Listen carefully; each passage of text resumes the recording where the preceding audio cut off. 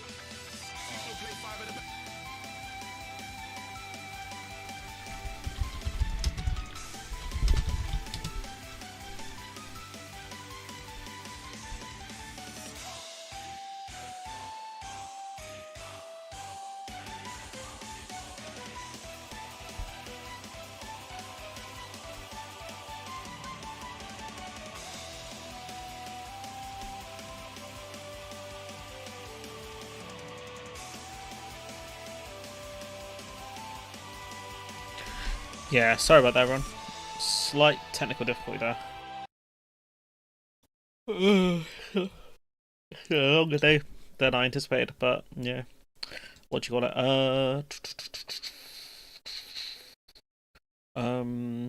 Yeah, look at all those tabs already. Yeah, exactly. 100% ready to go from. Ready to start the week.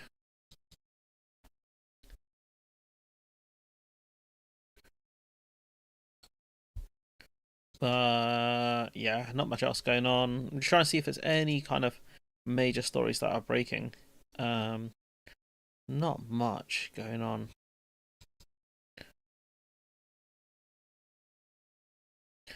Yeah, see, new polling. Keir Starmer's net approval rating are minus 31% at a low, down 3 points from 2 years ago, which was minus 29. So he's a very popular man, as you can imagine. Oh, Jesus. Yeah, there's a lot of stuff to discuss from the Middle East. Yeah, it's pretty bad. Yeah, you got someone on BBC Radio 4 going to be interviewing Torsten Bell, Labour MP. It's just Gavin Williamson, yeah, the absolute fraud squad, really. Not really much going on. Labour Party members voting unanimously at the 22 conference to end all NHS privatisation. Labour don't care. Why would they care about the membership? It's not like they pay them.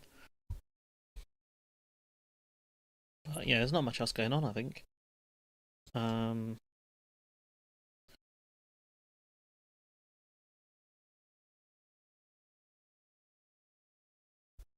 so yeah, no, see, but yeah, I was not my local MP, but the one in the constituency next to mine, getting involved in doing stuff. Whereas the guy who's actually my MP, I don't know what he's doing. Need to find him on Twitter, to be honest. Um,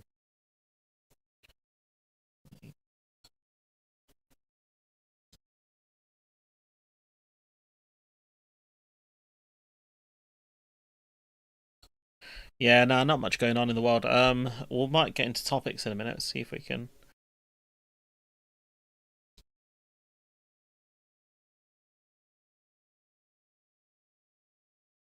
A lot of Dragon Ball stuff. That's the game that's basically consumed my life.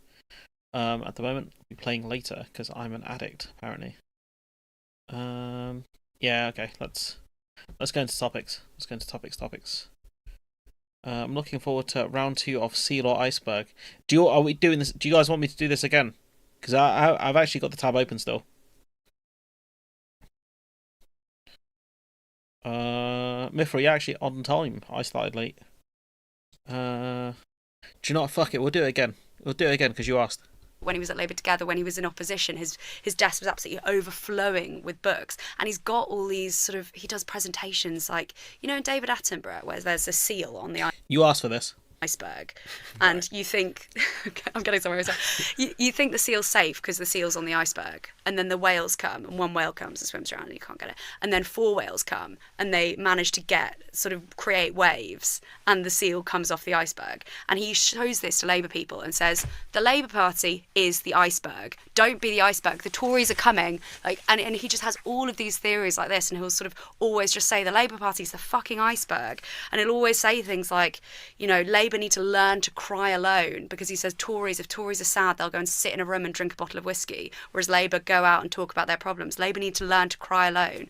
And he's And where did that get the Tories exactly? Them crying alone? Like, for example, when he ran Keir Starmer's leadership campaign, he took every single person that worked on it afterwards and did an exit interview with them, which is really unusual for politics. He has these things that he will think about, work out, very data-driven, very research-led, and things that people would do in businesses, and do those. An exit interview doesn't sound very, very unique as an idea, but in politics it is, and that's the kind of thing that he does. He does things differently, or at least tries to do things differently to get a result. What they need is political direction. I suppose what has been lacking in this government so far has been a clear sense of what Starmer wants and what he wants to achieve. Here's Morgan McSweeney smoking the different pack fam. He's cooking. And that therefore maybe a more political chief of staff for this Prime Minister is a better fit. Yeah, I think... You must be crying alone. I think that makes sense, but I think at the moment I think the thing of we build people up. It happened with Sue Gray. She had this. This is the most ironic statement. Like this bit coming up. 6-month notice period or 6-month gardening leave period, and everyone in the Labour Party was thinking this is just brilliant. We've done it, and it didn't work. And I think part of it is just thinking that this person is going to solve all of their problems. And Labour's had a really difficult first 100 days, and now Morgan's come in, and everyone you speak to just now Morgan, first name basis. Let's go. Me and Morgan, me and big boy Morgan fam. We out here. We out here in the end. We're cooking the Labour people. Says, well, isn't this brilliant? I mean, a Labour MP said to me earlier, it's like everyone is acting like Messiah has come, and I just don't know. Messiah has what? Pause. Whether that is going to work. Maybe it will. Maybe he is a genius. Maybe he's a campaigning electoral genius. But is it the same? Where did the last genius get the Tories? The one Dominic Cummings. Where did that get them? They're one and done, really, because of him. Thing as being a brilliant chief of staff. We don't know yet. So yeah, I don't know. You guys asked for this, by the way. I wasn't going to do this again, but you guys asked for this. Now to go into something more serious, or actually serious, the stuff that they should be actually discussing, not Morgan McSweatpants. So that was awful. Mr. Ireland himself. Austerity. So, what is the definition of austerity? There are different definitions of it. So we'll go through two really. So we'll go through two definitions of austerity. So difficult economic conditions created by government measures to reduce public expenditure. The country was subject to acute economic austerity. So this is the definition I would normally go by. Purely because I think this is far more accurate. You're trying to create hard economic conditions. You're trying to force people back into work, even though we know that cutting benefits doesn't really push people back into work en masse. It doesn't work. And so I think in the FT they were talking about around 10,000 people would get pushed into work effectively. That's not a lot, in the grand scheme of the country really. So that's not good. Not good at all. So if we look at, there's another definition of austerity here. So austerity is a set of political economic policies that aim to reduce government budget deficits through spending cuts and tax increases, or a combination of both. Now, if we go off this definition of austerity, technically you'd have to argue the Tories didn't actually do austerity, because we actually saw tax cuts under the Tories, as well as spending cuts. So it would be slightly more difficult to argue that point. We are seeing stealth tax increases under the previous Tory administrations, and also under Labour as well, based on what we're reading about the budget. So you could argue that due to the stealth tax rises that we are seeing, because of fiscal drag and all that kind of stuff, that people are earning more money, but because the tax band isn't moving, you're effectively paying more in tax. So that's one of the things you could argue. We are also seeing spending cuts as well, potentially. So again,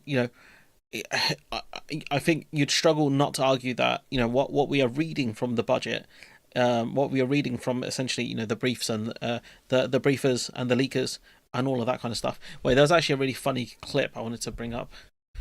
Let me see if I can find it.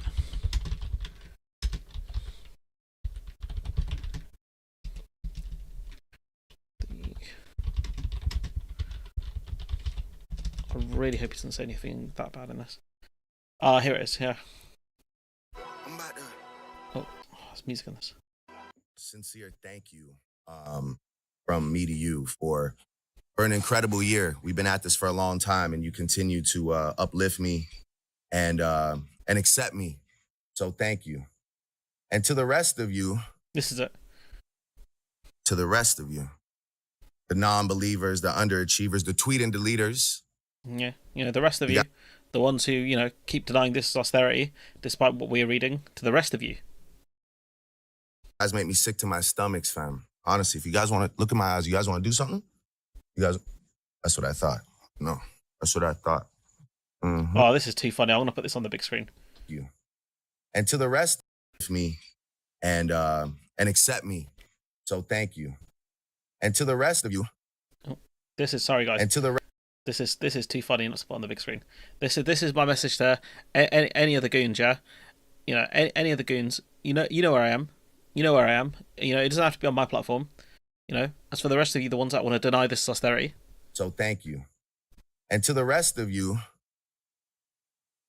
the non-believers, the underachievers, the tweet and deleters, you guys make me sick to my stomachs, fam. Honestly, They do. They make me sick. The ones that are saying this. if you guys want to look in my eyes, you guys want to do something? That's what I thought. No, that's what I thought. Mm-hmm. That's what I thought.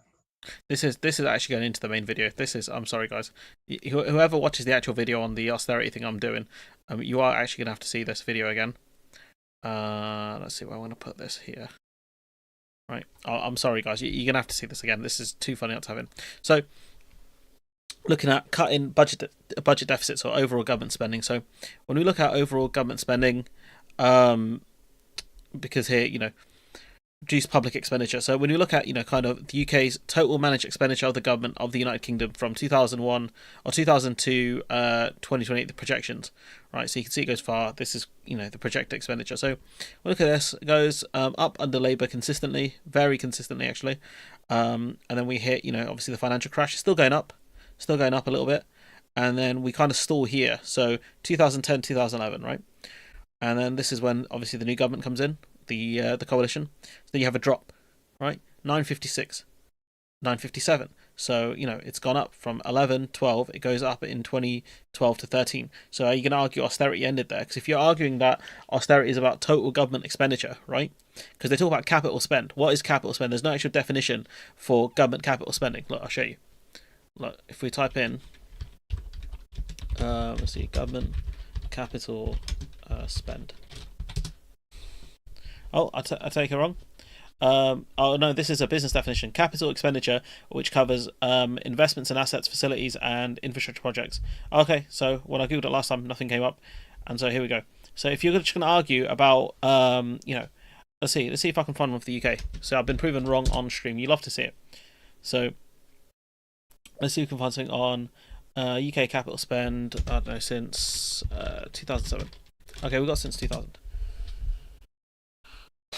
Can I just get a graph, please? Sorry, guys. This is very unprofessional of me.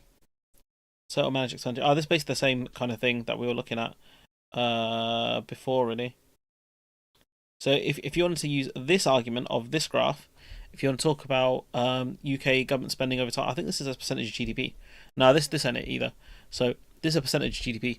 So you could try and make that argument.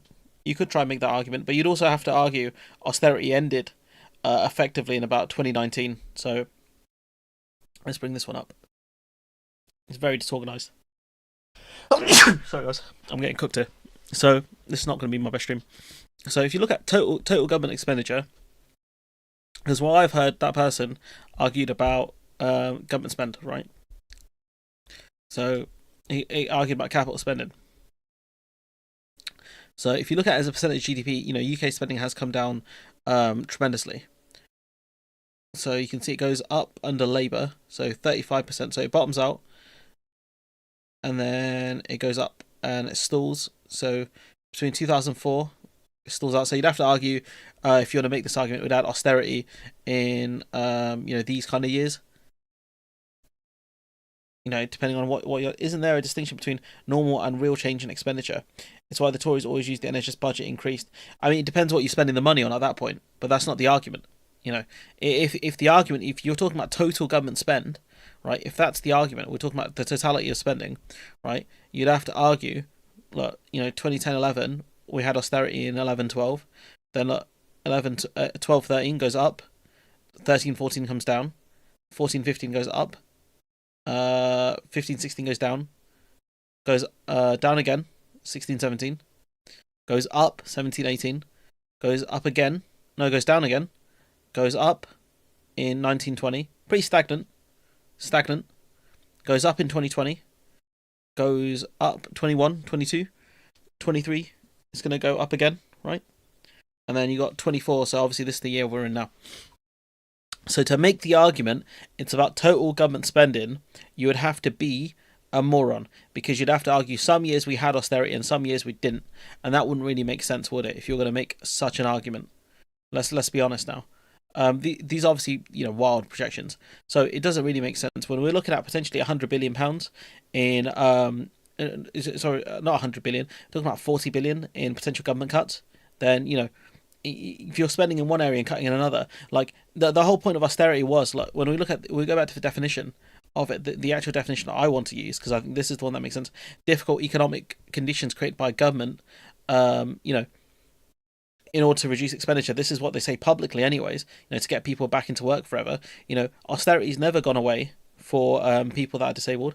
Austerity has never gone away from the people who are unemployed. Austerity has never gone away for people in the public sector. Not really. If you're arguing about the totality of spending, then I'm sorry, you're kind of cooked here. In 2021, it comes back down and then it goes back up. So you'd have to argue in some years austerity ended and some years it didn't. And I do want to see a more kind of strong argument from these people, but we are yet to see it. So yeah, I don't know. We'll wait and see. Let's see.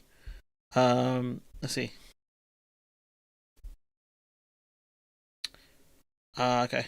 I think this is the clip I actually wanted. Well, today was really about optimism. an investment summit champion. So we went from a painful budget and all of this stuff happening. When the Tories talk about NHS spending going up, they fail to take into account population change and private profits. Yeah, I mean it's about where the money's going. That's the key thing. But obviously you got inflation, so real terms increasing to that. Austerity has been rebranded to public sector productivity. I've not actually heard that one yet. Pinning the businesses pouring money into the UK with a shiny new number attached, £63 billion, the amount of new investment. Keir Starmer said this is a great moment to back Britain. Rachel Reeves said she's never been more optimistic. This is a government that's been on a journey in its first 100 days in power. Perhaps an acknowledgement that they haven't always got the tone right. It's been a bit too bleak, a bit too gloomy. I've been thinking quite a lot about an interview I did in September with Andy Haldane, the former chief economist at the Bank of England. Now, he's not an enemy. He's the kind of guy the government want and need to get on side. And as the months rolled on, I felt like... I mean, he's a former Bank of England guy. He'll be an expert in his own right. This interview has taken on more significance. The first thing he said was stop being so gloomy. The government's generated a fear and foreboding and uncertainty among businesses and investors. Look, guys, I'm no expert on this, right? But I think I probably said similar stuff at the time. Like, you're not going to encourage investment if all you're talking about is pain to come. Why would anyone want to set up shop here when there are many, many other countries that have much brighter prospects than us? Especially when, I was reading today, people, economists were talking about how private investment often follows public investment. They want to see the government move first and then private industries will come in. Which he said was unfortunate because just after the election there was a sense of renewal, a confidence about the UK. That's because Labour kept saying they were going to be different. That's why there was optimism. Definitely been a course correction on this. We've seen it today. He also called on Rachel Reeves to change the fiscal rule to get debt falling, which puts in jeopardy, he said, our ability to invest and to grow, and said it should be tweaked to weigh the assets we create as well as the liabilities. Now, the expectation is that this is exactly what the Chancellor is going to do in the budget. This interview was done in September. I have no idea, obviously, if the PM and the Chancellor watched it. But what it does tell me is that this is a government that has listened to the concerns of business voices, potentially with a bit of alarm. And it also tells me that this is a government that has changed course, whatever people tell you. Because, they were talking up this painful budget and all of this kind of stuff. And they realised that businesses weren't happy. No one was happy. No one wanted to hear this. And so I think what they were going to do is they were going to look at, extreme kind of budget cuts in the first year. And then over the next couple of years, look at increasing them. But now they don't have the kind of confidence that, Danny Blanchflower was talking about how Labour have got a plan. And they come out and said Labour actually have no plan. They've been very critical of it. And so when you see the goons, again, we'll get to that Drake clip in a bit. When you see those goons, talking about how we're not going to have austerity, how confidently they say it. It depends on what you look at in terms of austerity. If you're talking about things like the budget cuts that are coming in, it depends on how you define austerity. That's one of the major problems we have because there's no real definition of it. For me, austerity is about cutting things like government departments. It's about cutting things like welfare for people and making people's lives generally more difficult. That's what austerity is really aimed to do. It's to aim to take away social support from people. Governmental support from people. That's what David Cameron's idea of big society was, that society would basically step in, charities would basically step in order to replace what the government did in terms of aid. That's in my opinion what it was. Predominantly, there was other things that the Tories did when they reduced public sector pay and basically reduced it tremendously to the point where you had teachers having below inflation pay rises consistently. Austerity policies have never left. Exactly, they have never left. And if you go off just budgets, then you'd have to argue some years we had it and some years we didn't, and it just wouldn't make any sense. Unless you're looking at this chart under real terms here, as a percentage of GDP. But then you got the problem of when the economy grows and if budgets don't go up, it doesn't really make sense. It's about making the population scared. I think it ultimately kills people off. That's what it does. We had 300,000 deaths linked to austerity. We're in a situation where you've got job coaches. This shouldn't be here, actually. This one should be. I need to reorganise a lot of these tabs. But I think that's what austerity is aiming to do here. Insurance, because it has a really nice sounding title, but of course all it is another tax on labour, on income. And ultimately, that is a tax on jobs, which is how that it's going to be perceived. And I think in terms of whether this is a problem for them in the manifesto, look, I think you can make a pretty strong argument that this is, at the very least, there is a good argument, a credible argument to say that it is a break of a manifesto pledge. Because ultimately, what is national insurance?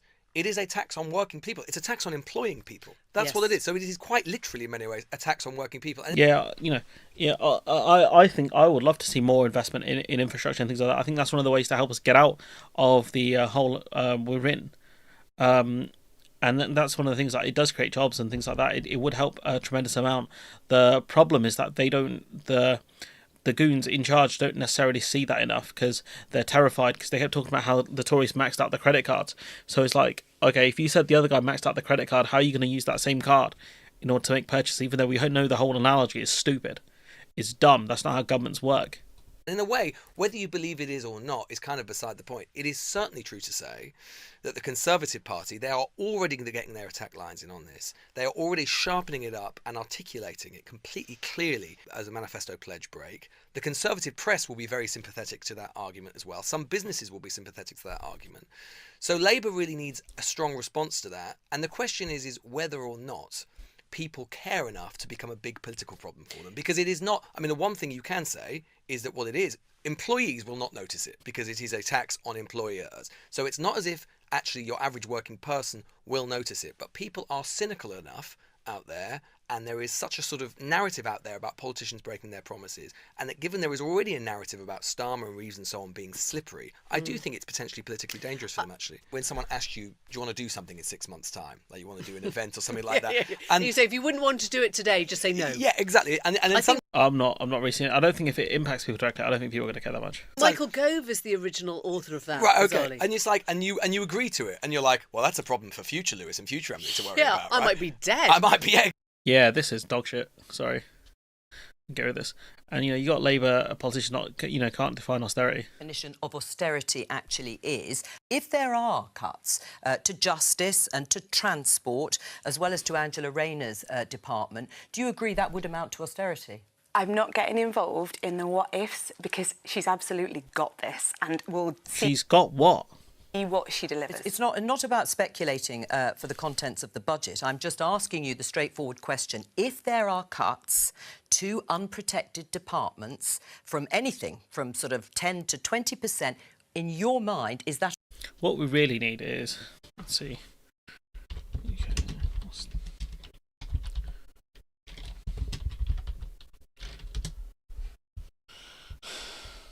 There's one.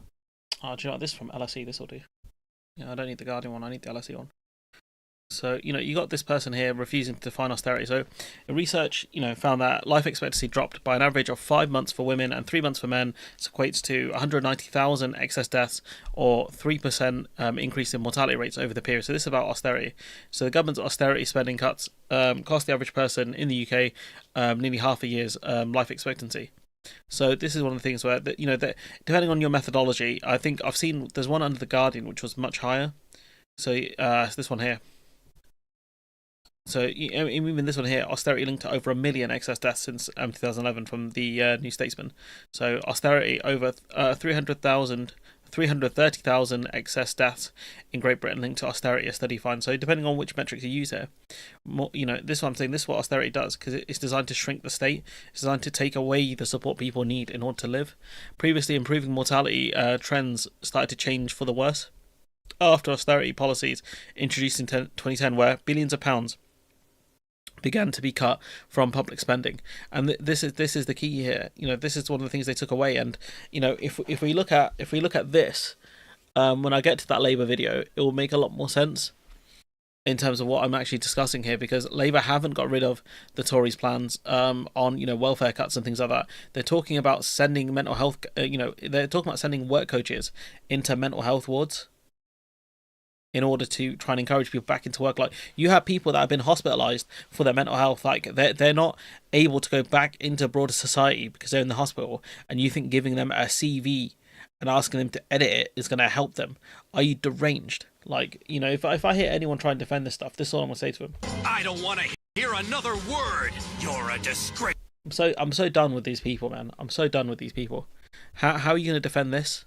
What we are looking at is austerity based on what we are reading now.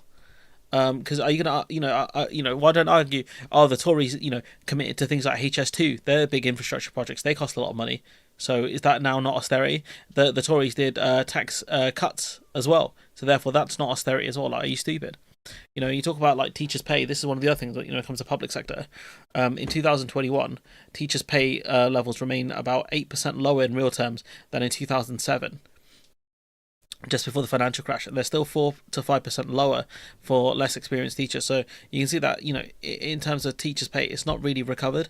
I don't know if they've done any more studies recently on this, because this is a couple of years old. This from the IFS, but this is the point here. Maybe McSweeney needs to do the iceberg presentation again. I hope this time the person who's the journalist here writes down notes. And so you look at, you know, things like teachers for.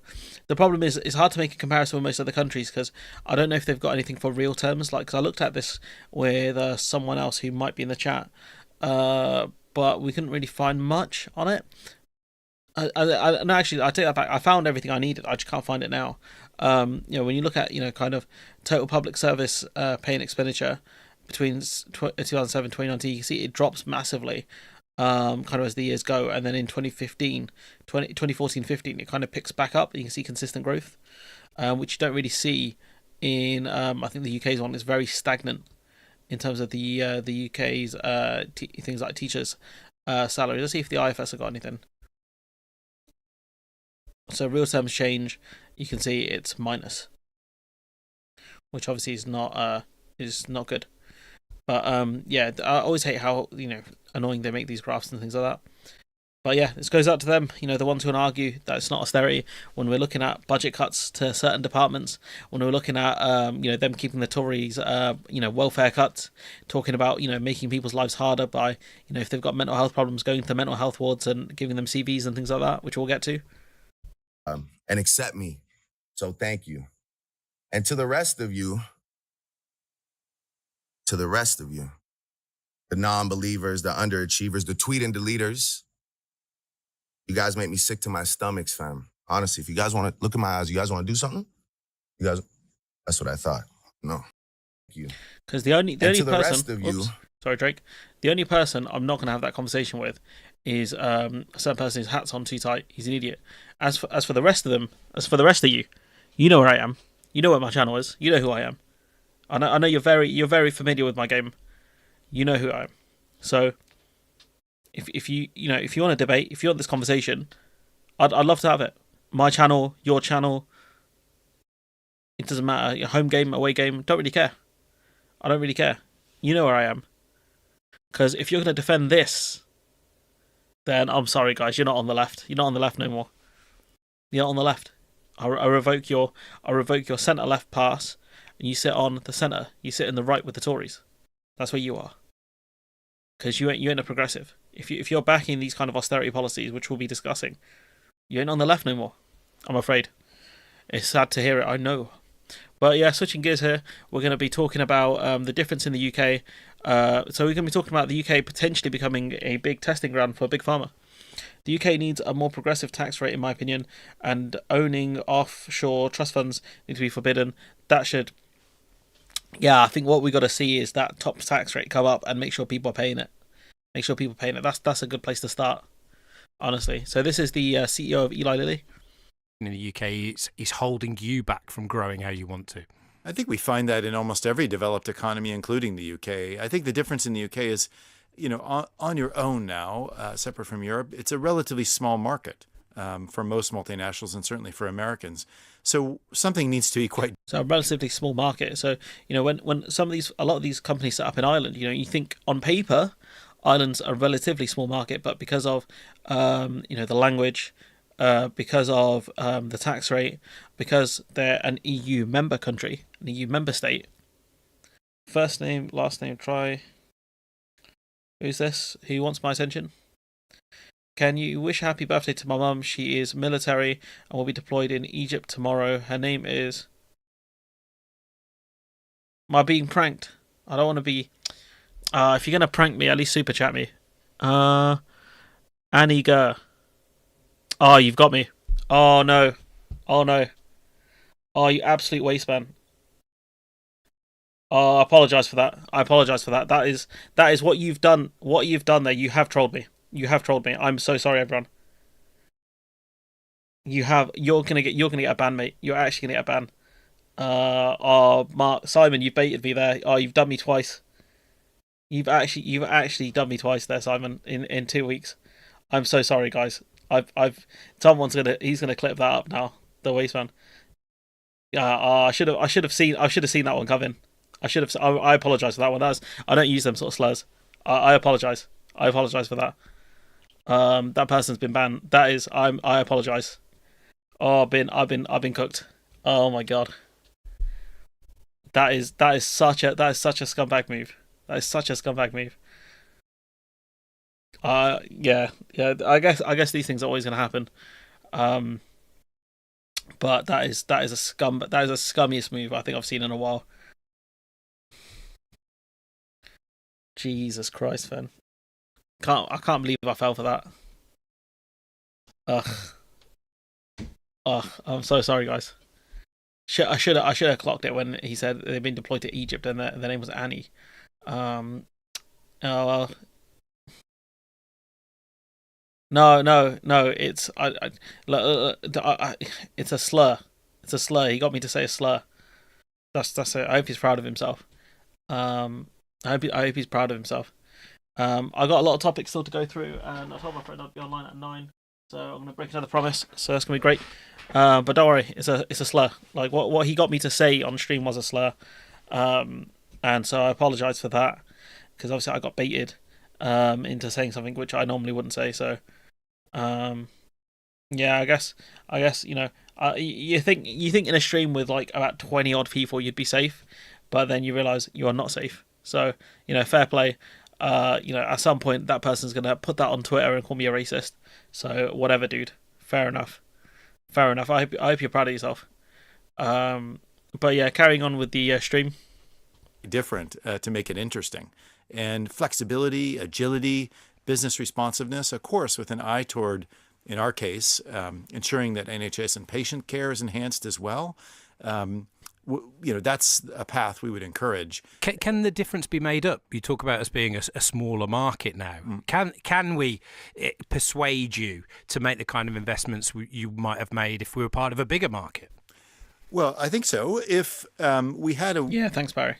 In a hypothetical world, market of this size that really encouraged innovation, not just in investment, but in utilization, right? So that the system was set up to really take advantage of the breakthroughs in biomedical innovation, put them. So if the UK changed and became a place where we could do the breakthroughs of biomedication To work in the real world, study those effects so that globally that knowledge could be shared and really become kind of an incubator for access to these medications as well as utilization. So what he's saying is he wants the UK to become a farming ground or a breeding ground or what's it called? Essentially a testing ground. Gap in my English, I guess. Dutch. Yeah. This is about being able to test drugs on people. Kind of not fully tested drugs onto people. And so this is what this is about here. So that's what they're saying they want for the UK, and we're already seeing that. That would be quite interesting because then we could point to such a market and say, look here, they get the picture. Not only do they want our inward investment, which every country wants, but they put their money where their mouth is. And for a guy to say this brazenly is crazy. Deliver both a high growth environment for the industry, but also one that is a health system built around the idea that next generation technology can make a better world for its people. And I think that's a promise to continue to pursue. And this announcement today is a step in that direction. So what he wants is the UK to become a testing ground for new drugs. And so what they're going to do is they're going to look at other countries and say, look, the UK, we've used these drugs in the UK and look how successful they were. That's what they want.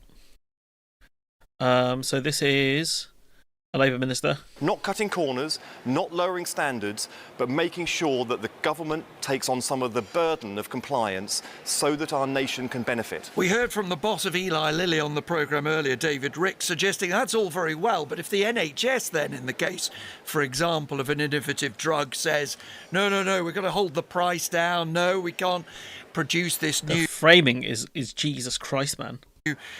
Development, anti-obesity drugs, for example, there's not a lot of point. So you're willing to get rid of that red tape in order to allow those big US pharma giants to push their drugs into the health service quicker? We are, Nick, and we're not just taking one step forward. So essentially talking about cutting rules, pushing these drugs onto the NHS, things like that. We are, Nick. Since we've come into government in the last couple of months, we're taking multiple steps forward. So for the first time ever, the Secretary of State for Health, Wes Streeting, has taken personal responsibility for spreading innovation through the NHS. That's the first time it's been a cabinet-level post. That's a great word for deregulation, innovation. And it's great that the chief executive of Eli Lilly is here, and that Eli Lilly is playing a key part in this investment summit, because they have not invested freshly in our country for So the question really is, what has Labour promised these companies in order to spend this investment here? For Eli Lilly, we can see it. They're talking about, essentially allowing more experimental drugs into the UK. And do you know what the saddest thing is? They're going to use unemployed people to test them on, these kind of drugs. very long time, and they now see this as a place to start doing business again. This is really rather interesting, to use the language of the boss of Eli Lilly, Mr. Carl. He said to us, you really need to get quite different to make things interesting. I think what he's saying is that for what he called a small market, which Britain is now because we're no longer in the EU, you have to be willing to regulate less than the EU in order to make it worthwhile for investors to come here. Is that what you're saying today? You will regulate less than the EU in order to make Britain more attractive? Actually, what I would say that you need to regulate smartly. Regulate smartly. Regulate. Obviously, intelligent. We need smart regulation. So what's that another buzzword for? Deregulation. That's what the Tories kept saying. We need to regulate smartly. We need to be intelligent in our rules and things like that.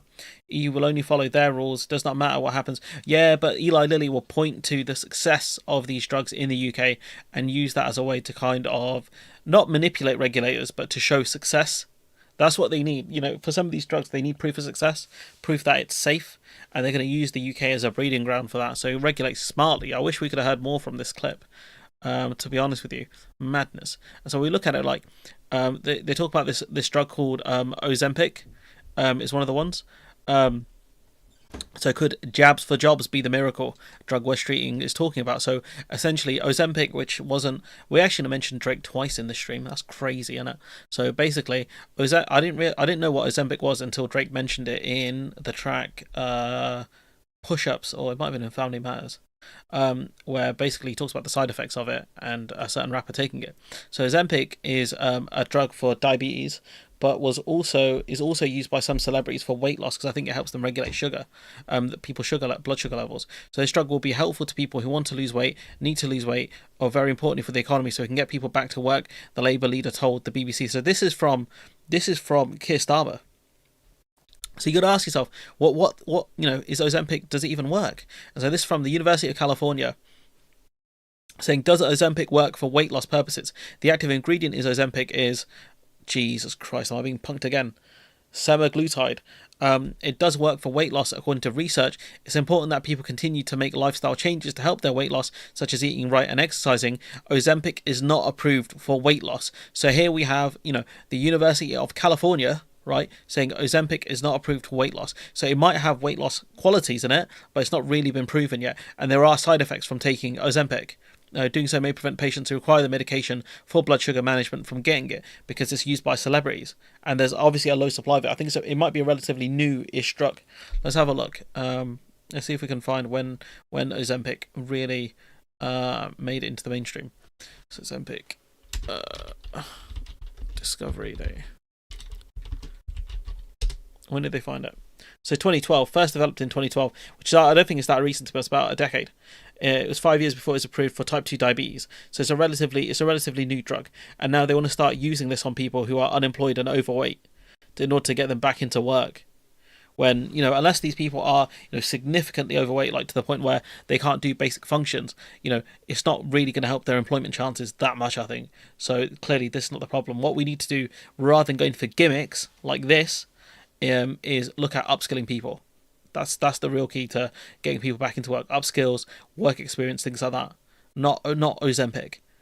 Let's face it, if a drug comes out, it makes you look good, I'll be the first in the queue. Yeah, you really need Akis, to be fair.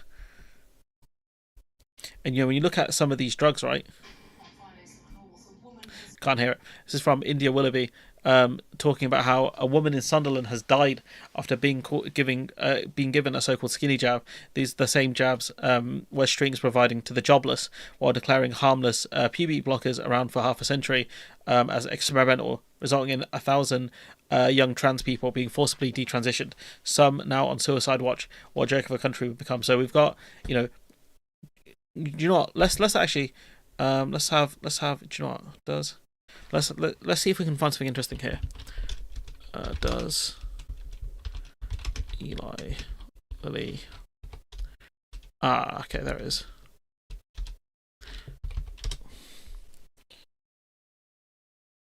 So, let's see. What is Eli Lilly's equivalent of Ozempic? It's Mounjaro. So they make one of these weight loss drugs. So isn't that interesting? They've promised to do more investment in the UK. We've promised to essentially give them more access to, to essentially be deregulated, right? And now you've got a new study. You've got, this evidence here showing that Eli Lilly make these weight loss drugs. Because it won't just be Ozempic is probably the most known one. It's the most public one in terms of names of it. But they make Mounjaro, which is similar, I think, to Ozempic. So what you have is a situation where the CEO may have been given assurances around this kind of stuff, or even if just use certain language, like, we're going to look at, giving people weight loss drugs. Eli Lilly CEO, like, oh yeah, we make weight loss drugs. We might look at investing in the UK. What's the sustainability of us using it? This is what I'm talking about here, guys. This right here, it's called a smoking gun. It's crazy to me. This story I wanted to discuss as well is how the BBC controls language around Gaza. We're kind of jumping around a lot of topics here today. Israel has a right to defend itself. That was the editorial line that was drilled into us, into all of our coverage. It was really an integral part of the editorial stance. To a guest talking about, Israeli airstrikes killing Palestinians in Gaza, that would be the response from our presenters. Denying access to food is collective punishment, and that we should all be clear in saying that. Israel will argue, obviously, that it has a right to defend itself. People were terrified of using And the word genocide. they never said that about people in Gaza.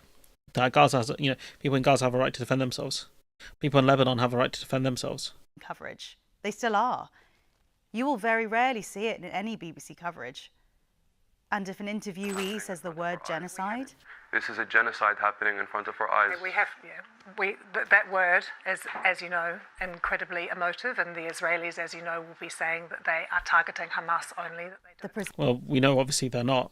And also, what she should have just gone is, genocide has a legal definition if she was going to make the argument that she's trying to kind of make. So essentially, they've been drilled this kind of language into them, and they can't even do the defence properly. Centre will almost always panic. The Labour Party, of all political parties, which has always had a strong peace contingent within it, is now actually supporting genocide. Okay, if we can maybe just avoid that language, if that's okay. Oh, well, we want to avoid that language. Doesn't really make sense, does it? So yeah, that's something for a different topic. So this should be the Labour austerity stuff. Hopefully, we pray. It's all just austerity based. This one, off-label prescriptions are not uncommon. Yeah, that's true. With this stuff, I'm not too sure about in terms of does it actually work? Because maybe I'll be on the Ozempic too, fam. Who knows? Me and Rick Ross together on Ozempic.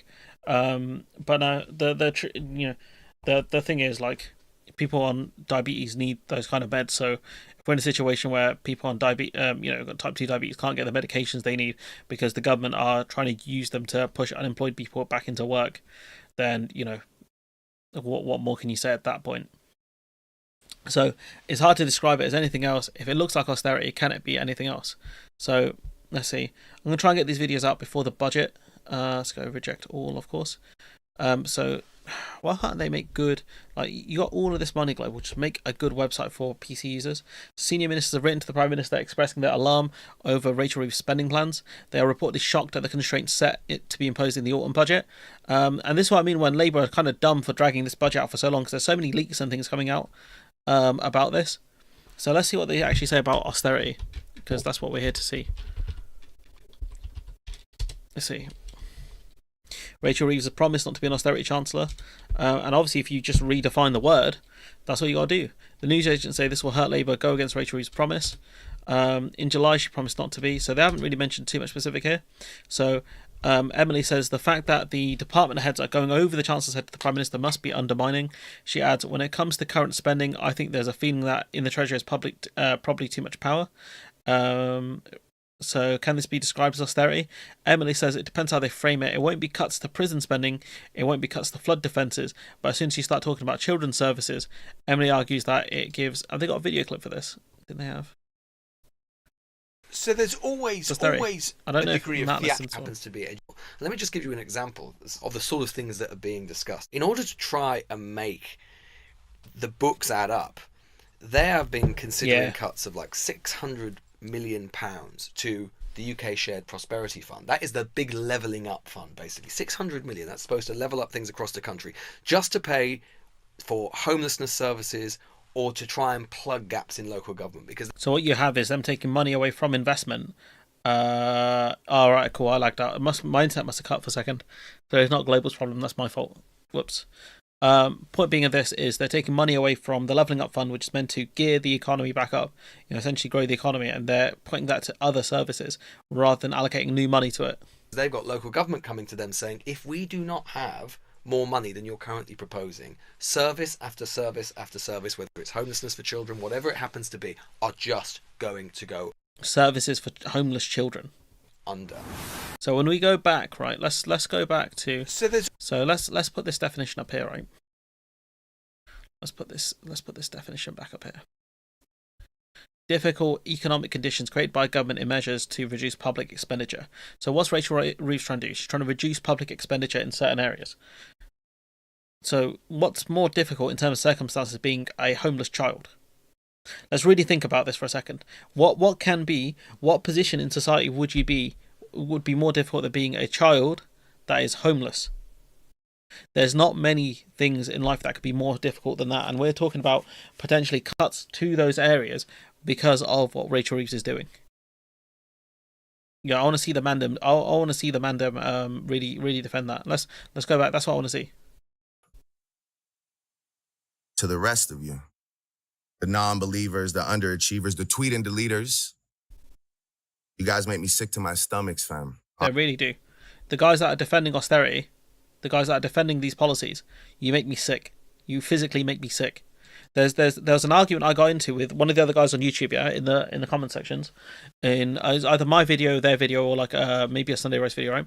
And he goes, "I'd prefer Labour austerity to Tory austerity." These are the people that will enable some of the worst policies to happen because they're too dumb to understand we don't have to fulfill these policies. We don't have to do austerity. They're happy to play team politics. They're team red. We're against team blue. F team blue. Big up team red. That's who these people are. They are some of the worst people in society because they will actually stop us from achieving things like getting rid of austerity, from actually having services that work properly, having things that we can actually be proud of. That's what those people will do. In the end, homeless child and children in care are more likely to end up in jail or other issues costing the country more. Yeah, but they're going to cost that. That's going to be a cost down the line. That's going to be a cost down the line that they don't have to worry about. They're going to be, if you got a child that's homeless, say age 10, by the time they're an adult, 18, you've already gone through one and a half parliaments. By the time they get into real trouble, say age 20, that's 2 parliaments done. Answer: more difficult than funding a homeless child, not being able to send your kid to a private school, so they have to mix with those ghastly. Yeah, true that. So, you got this. This is from 2013. So this was under the GOAT Ed Miliband. Labour will be tougher than the Tories on benefits. Promises new welfare chief. Who's this? Who's this lady here? Oh, isn't that Rachel Reeves? Isn't she the Chancellor? So for anyone arguing Labour have to make these decisions because of the budget and things like that, they were going to do this under Ed Miliband. The GOAT. They were going to do this under Ed Miliband. That's who these people are. They hate welfare claimants. They hate people. They hate the disabled. They hate the sick. The people who can't work. They hate the unemployed. That's who these people are. They have beef with them. They will do war with them. They don't care. These people are some of the worst people going. Honestly. Not the unemployed people. Her, Rachel Reeves, and the other one, Liz Kendall. Labour won't cancel devastating Tory welfare cuts. More than 400,000 people with mobility and mental health problems will no longer be classed as unfit to work and will have their benefits cut. So, the people with the broader shoulders, disabled benefit claimants, right? Okay. Now, when we look at the actual details of this, rather than embark on wild reform, the changes announced at last year's budget focus on narrowing eligibility for incapacity benefits. What they're doing is changing the rules so the people who are eligible to claim these benefits won't be able to. The measures will mean that by 2028, 450,000 fewer people will be considered to have limited capability for work and therefore have their benefits cut by up to £5,000 per year, according to a report by the Resolution Foundation. These changes should not be made in haste, it said. David Finch, Assistant Director at the Health Foundation think tank, said it's largely a cost-saving exercise. If that goes ahead, it will effectively place that group in hardship very quickly. And then what happens when they can't afford to live? What happens if they die or have to go to the hospital for malnutrition? What's the cost of that? What's the cost of an ambulance trip? What's the cost of medical professionals having to look after them? This is honestly brain dead. These people are so dumb. They're so dumb, right? I will never get over how badly they are fumbling this. I will never get over this. This does not have to happen. People will die. People will die as a result of this. That's all I'm going to say on that. People actually die because of this. These people are nuts.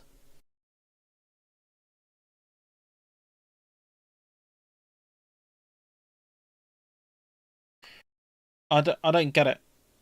I genuinely do not understand. I do not understand what is wrong with these people. And imagine people backing this. Imagine people saying this is not austerity. Imagine. 14 years of Tory government, it's ridiculous to look for further government cost savings.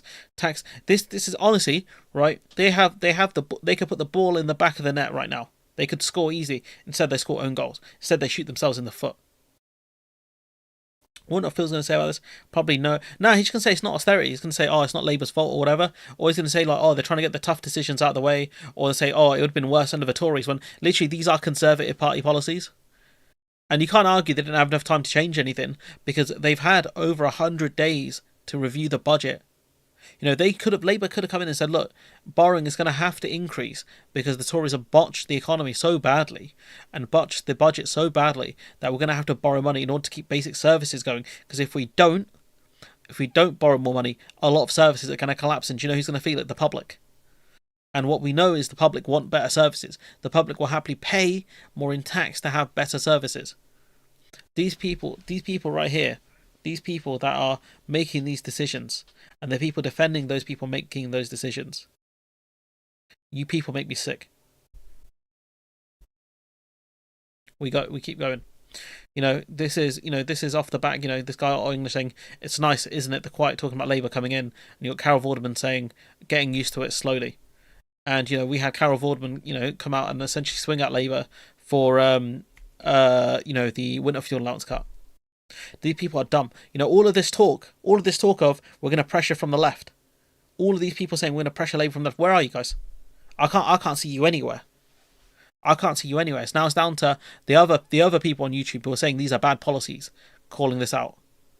And it's down to those people who said, nah, Labour are going to be dog shit. Those are the people who are calling Labour out. We're the people calling Labour out. But the guys and gals who said, nah, we're going to pressure Labour from the left. The only thing you guys cared about was being a part of the EU. That's it. Do not tell me you care about people who are on welfare. Do not tell me you care about people who are disabled. Do not tell me about people who are potentially going to die or have their life expectancy cut because of austerity. Do not tell me you care about these people, because you don't. Because if you did, you'd be putting out content talking about how you're going to write to your MP. You're going to tell them that, look, this is not who I voted for. But you're not, are you? You're going to keep talking about, the Tory leadership contest and, oh my God, if it's Robert Jenrick, it's going to be great for Labour, or if it's Kemi Badenoch, it's going to be great for Labour. That's the content you guys are going to do. Let's be serious now. All you are is anti-Tory channels, not much else. If the Treasury is bare, it's either cuts or higher taxes. Borrowing for the government expenditure does not produce good outcomes. All UK will have to do is accept higher taxes or austerity. I mean, that's a false dichotomy, Chatty, to be honest with you. We had this conversation before, but the Treasury isn't bare. If it's the case the Treasury is bare, then France are in a really bad position because they're at debt to GDP ratio of 121%. France must be absolutely cooked. Oh wait, they have decent public services. Oh wait, they have more shares in EDF they're going to buy. Oh wait, they're actually doing stuff. So it's not true. This idea that we maxed out the credit cards is one of the dumbest talking points I've heard from anyone talking about the economy. You've got people who are actual experts, former people that have worked in the Bank of England, literally saying that the government needs to invest more, needs to borrow more. Actual experts saying this. So this, a person who worked at the Bank of England, who understands economics properly, not some junior, not some little man. We're talking about one of the big dogs at the Bank of England. One of the guys who was up there very high, understands economics to a much higher level than any of us was talking about it. All the cares about their mortgage costs and queuing up passport control. Soon as we were affected, all of these people were got into politics in 2016. I didn't. I got into politics in 2010. I got into politics when around the time the Revolution Will Be Televised came out. So let's have a look when that show came out. That's when I got interested, thanks to Channel 3.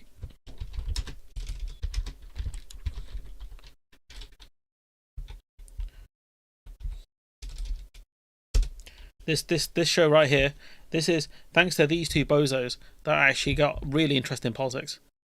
These two goons here.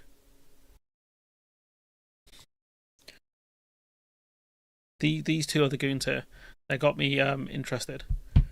See what year did this come out? Released 2012. So around this time, I think I must have started A-level politics. Here, these two and my history teacher. So these are the people that got me interested in politics. So both guys I follow on Twitter, and I'm really interested to see where their careers take them, because they were ridiculous. They are ridiculously talented. The fact that I got 7.9, this shows a straight 9 out of 10. 9 out of 10. And it's tragic that it's not continuing, to be honest with you, because they were the goats. So yeah, no, that so a lot of these people got involved in politics in 2016, when Brexit happened. That was it. That's who these people are.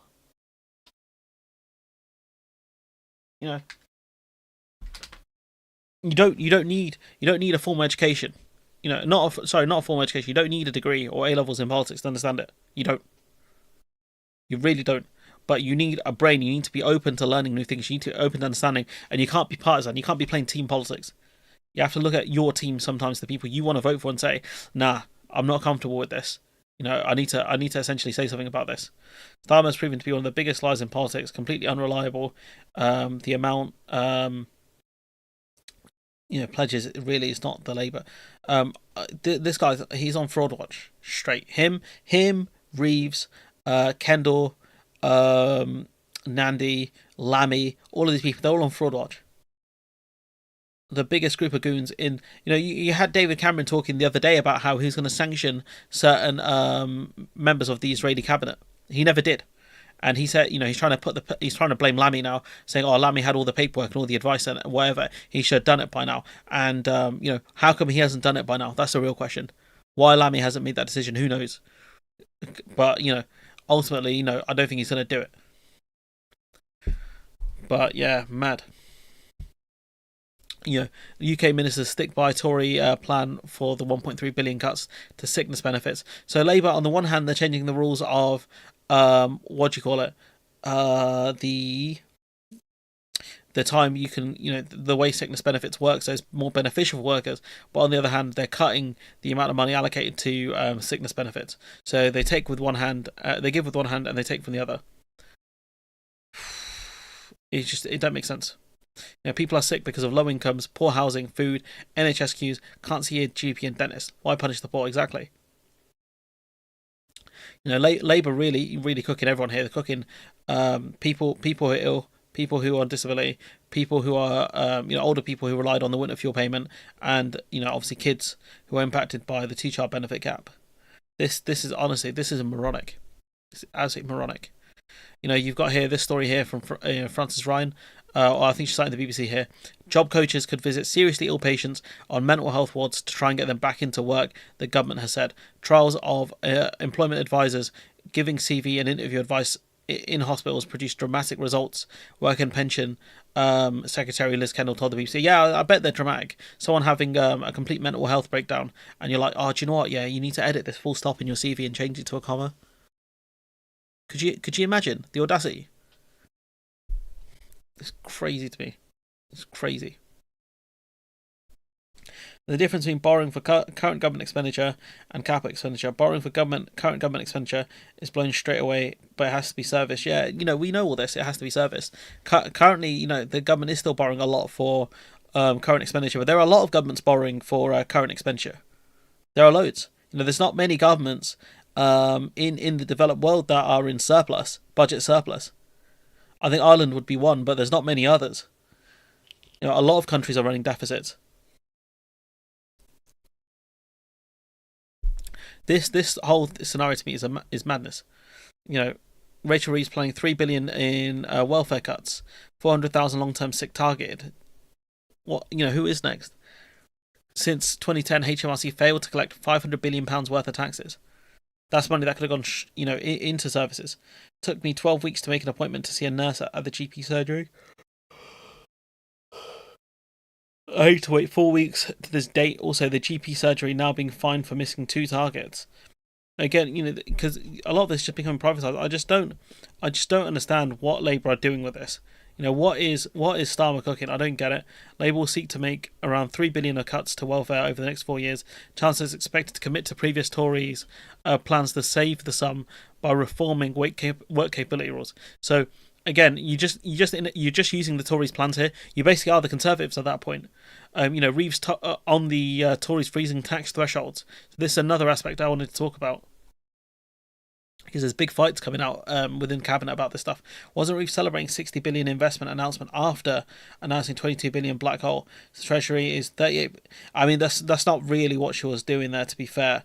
But I don't get how you can talk about £22 billion black hole and then also talk about £22 billion or almost £22 billion, because Phil was being pedantic. Not you, Phil, a different Phil. Talking about 22 billion investment in carbon capture, it just doesn't make sense. The optics side of it, when you look at it on the face of it, you got 22 billion black hole and you're going to waste 22 billion on carbon capture. How about asking Dido Harding for that 37 billion? Wish. So here we got Rachel Reeves on the Tories freezing tax threshold, speaking in November 23. People on average earnings are paying more in tax because they are dragged into higher tax brackets. This is a sign of failure. The government is picking the pockets of working people. And here we have this same person doing the same thing. So we're going to move this tweet over here somewhere because it's going to be more relevant. So you got Bloomberg behind the scenes. So you got Rachel Reeves putting the bond markets over ministers in a high-risk budget, but the cabinet revolt is far broader than those who wrote to Starmer. Labour fear plan for sweeping tax rises and austerity is going to bomb. Almost all cabinet ministers have complained about spending review, bar a few. Loyalists like Pat McFadden, because he hasn't got a brain. Frustrations saw some even think about resigning, though they appear to have been talked down. Rayner still hasn't settled with Reeves, and we know there was issues with Reeves and Rayner last year, I think, over where the kind of levelling up fund is going to be controlled by. Is it going to be controlled by the Treasury or Rayner's department? Ministers say HMT. What's HMT stand for? Want them to, let's Google this quick, this acronym. Her Majesty's Treasury. Okay, that makes sense. Ministers say Her Majesty's Treasury want them to cancel everything from road project repairs to crumbling public buildings, better flood defences. You cannot tell me this isn't austerity. No one can tell me this is not austerity. No one can tell me this is not austerity that we are looking at. Cutting basic infrastructure projects. Are you stupid? Compared to other developed countries, the UK has a very unequal distribution of income with a Gini coefficient of 0.351. The UK has one of the highest levels of income inequality in Europe. No one can tell me this is not austerity we are looking at, by the way. Starmer and Reeves are ignoring the rebellion and are united behind the need for difficult decisions on tax and spend. Reeves will accuse the Tories of salting the earth with impossible tax and future spending cuts. This is the same Labour government who backed the recent national insurance cut that we had as well. As well as savings, Reeves has looked at freezing income tax thresholds, raising capital gains on shares, which I agree with that. Tougher, I think that's inheritance tax rules, hiking employers' national insurance contributions, which I saw John McDonnell was against that. Raising employers' national insurance contributions, but I don't know why he's against that. I didn't get to see the clip. Ending fuel duty freeze. So that means essentially motorists are going to pay more on fuel, raising sin taxes, that's stuff like vapes and cigarettes. I agree with that. Plus the 4 manifesto tax rises. So, in my opinion, two of these are fine. One I'm not sure about, but instead of raising income tax on the rich and looking at doing more to get rid of the tax loopholes and things like that, we're looking at really a tax on working class people. Let's be honest, when we look at this stuff, increasing fuel, that's going to impact, increasing tax on fuel, that's going to impact working class people. Raising sin taxes, everyone, there are lots of people who kind of do stuff like that, smoke, vape, whatever, cigarettes, alcohol, things like that. That's gonna impact working people the most. And for freezing income tax thresholds, that's going to impact working class people the most. Yeah, started from the bottom, then we got 0.1% growth. So Rachel Reeves herself saying that this is a stealth tax. She denied it's a manifesto breach, but I'm not sure if I'm seeing it, to be honest with you. I need to move this one over here. So you got a lot of problems within the government over these decisions being made here. So we're seeing a lot of leaks here. The assessment from Baroness Gray Thompson on potential benefit cuts hitting at the same time with the arrival of a new law on assisted dying, as explained by Kathy Newman on Times Radio, is so depressing, according to Theo Usherwood. I think there's a huge number of people who are already worried about the safeguards. There's no detail really in there about that. And if there's a huge cut to benefits and support, this could push disabled people into thinking that their only actual option is to request to end their lives. And this is the darkest. This is one of the darkest things that I've read in British politics. In terms of global politics, there's a lot, a billion times worse things going on here. When we're talking about so-called developed countries, when we're talking about one of the richest economies in the world here, a situation where welfare cuts might lead to people requesting assisted suicide here. It's madness. It's madness to me. Who is going to be the first to go? Starmer, Reeves, or Streeting? I think it's going to be Reeves. I think in these situations, it's normally the Chancellor who would bite the bullet. We saw that with what's his name? That guy, Javid. We saw that with Javid. I think it's going to be when the Chancellor fails to obey orders from the PM, the Chancellor normally bites the bullet. Tony Blair famously wanted to get rid of Gordon Brown. So yeah. By the way, guys, if you want to drop me a super chat or memberships, they're available. Just in case you didn't know. And if you didn't know, now you know. Phil, none of them, they are unassailable. Starmer faces backlash from senior ministers, including Rayner, Shabana Mahmood. So Shabana Mahmood, I think, is in charge of justice, and Louise Hay, who's in charge of transport, over plans for huge cuts to departmental spending in the budget. So again, this is stuff that's been briefed. We're seeing multiple journalists here from many different outlets reporting similar stories. So here you've got different. Sorry, he's citing Bloomberg actually. No, sorry, I apologise for that. You have huge cuts to department spending in the budget. Oliver and Patrick. So no, you do actually have multiple journalists. If you look at that, Patrick Maguire. These are the Times columnists.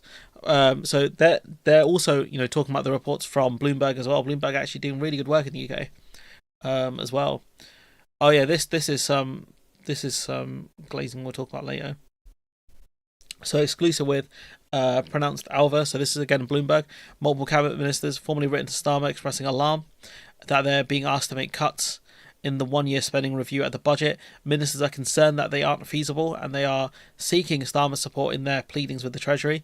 Number 10 says these exchanges are part of the budget process. So essentially, cry more if you don't want to give your budget cut. Multiple cabinet members are taking the steps of writing to the PM rather than the Chancellor with concerns show with their concerns shows the strength of the misgivings. One person familiar described what's being asked of them as a nightmare. Upset comes from a broad range of ministers, not just those running departments with the highest capital spending. Starmer, McSweeney, Darren Jones met political aides on Tuesday, telling them the budget would be framed politically around investment in the longer term. So they're talking about basically short-termism here. Long-termism. Essentially, these benefit cuts are going to happen. These department cuts are going to happen, but in the long term, the economy will grow because of all the infrastructure investment. So what they're being asked to, essentially, what Labour are doing instead of bringing in new money, borrowing or taxation, or massive, enough taxation, what they're doing is cutting from government departments to invest it elsewhere. And we saw this happen under the Tories. They tried to do, they essentially cut massive budgets in Westminster and then did, projects like HS2 and whatever, which didn't really do anything. Justice Department, along with, has over 1 billion in backlog, just to court and police buildings alone. Yeah, I mean they're cooked. See you, Conservator. McSweeney is shady AF. I mean this is over. Like this is absolutely over. Madness. Well, this is the full FT article. I don't know if there's anything more interesting in here.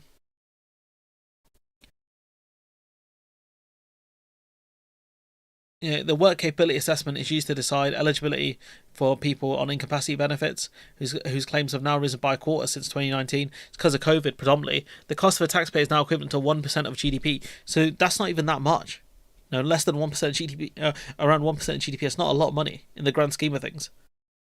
Disability rights activists have previously called on Kendall to reverse the changes, arguing they'd pose severe risk to vulnerable people.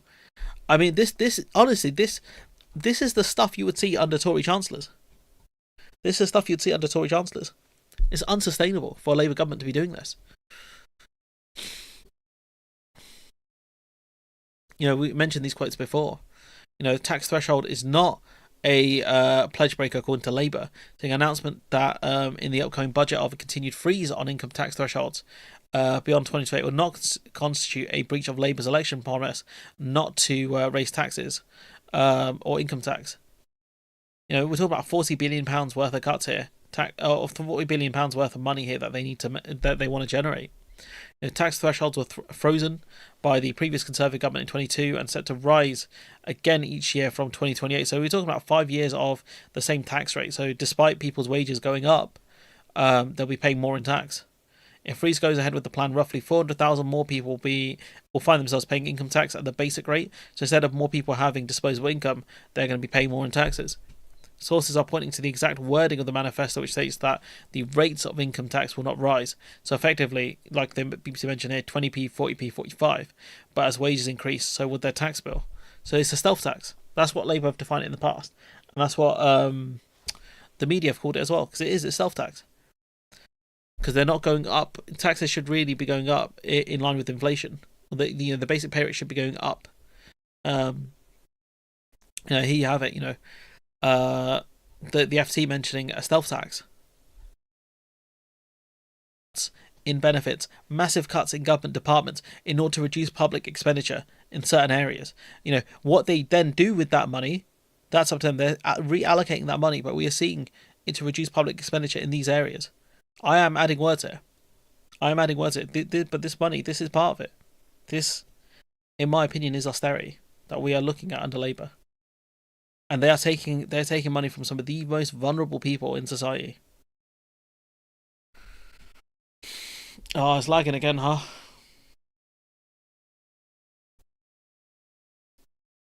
I don't know. I've got the new Wi-Fi card, guys. There's not much else I can do. I'm not on Ethernet up here, unfortunately. I don't even know how to run. For me to run an Ethernet cable down there would be absolutely insane. So I'll just it should just buffer out. It should be fine. It will go down like once in a while for a couple of seconds.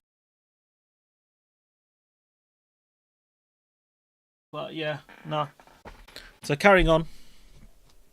Hopefully it's still going. Stream bitrate 0 is lower than the recommended bitrate. Ooh, that's not good. Is it cut out completely?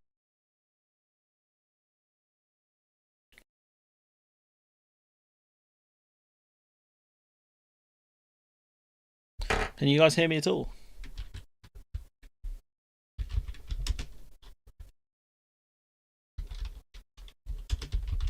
Yeah, that's a trip hazard. That's a trip hazard. I'm not getting one of those. It's fine when I'm online gaming. That's the thing that annoys me. Oh, okay, just a couple seconds. It'll dip out. It's not that bad. I can live with that. Well, I hope you guys can, but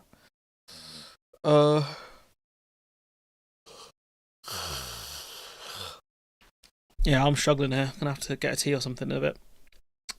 So, I want to discuss actually this story here about the BBC trying to control narrative. I drilled a hole through the floor to run a cable, tacked it neatly. Yeah, I'm not doing that. Dropping in and out. Okay, not much I can do about it, to be fair. We'll look at wrapping up the stream here. I want to listen to this clip. Israel has a right to... Oh, hello.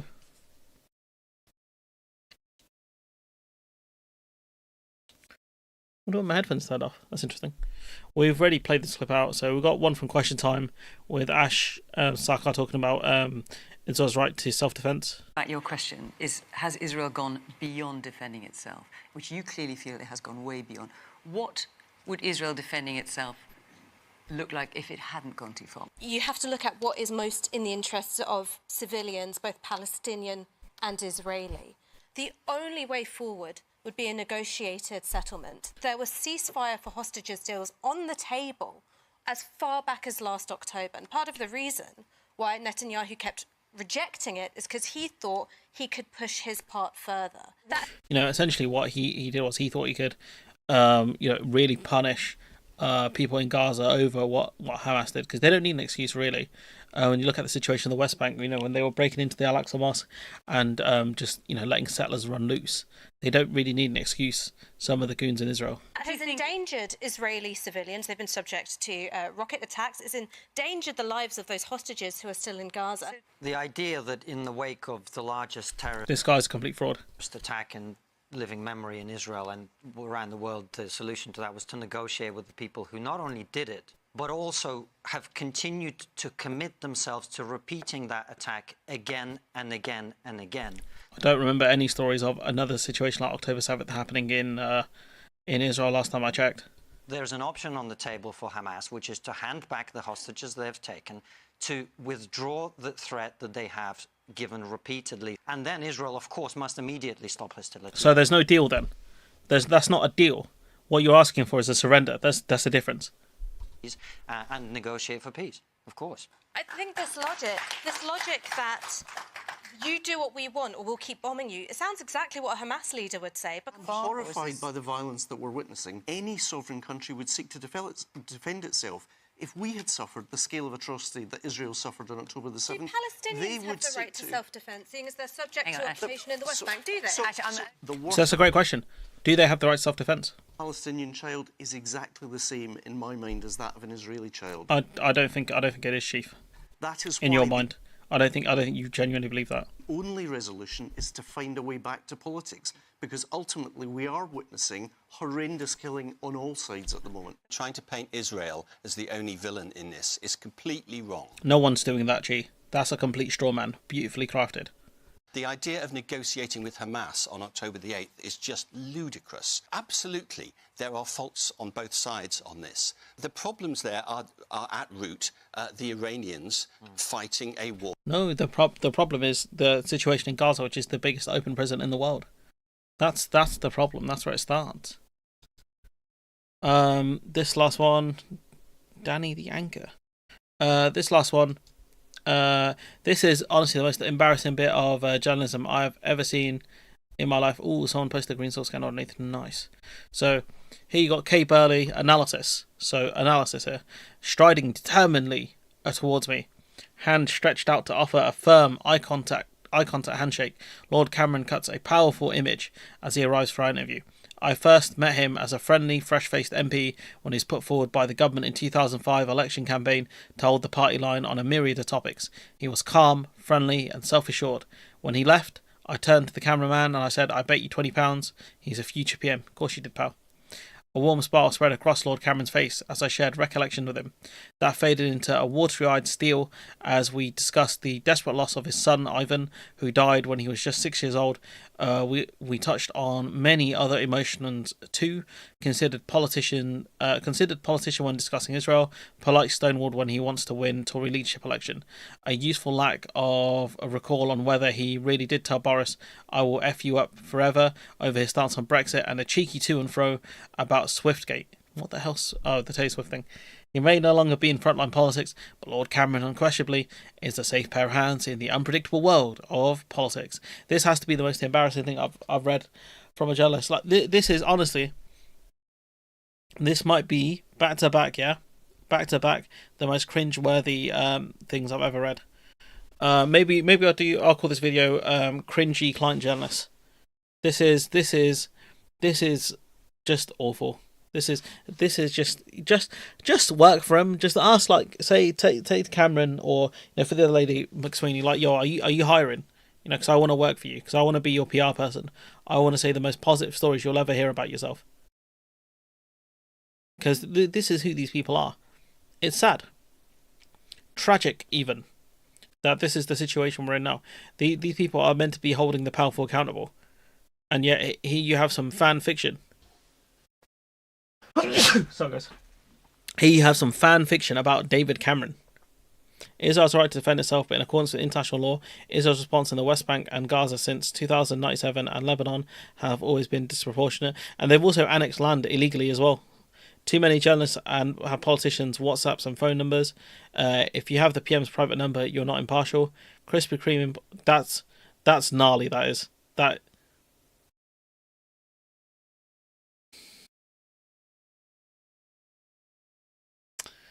That's you fucking smoked him with that one.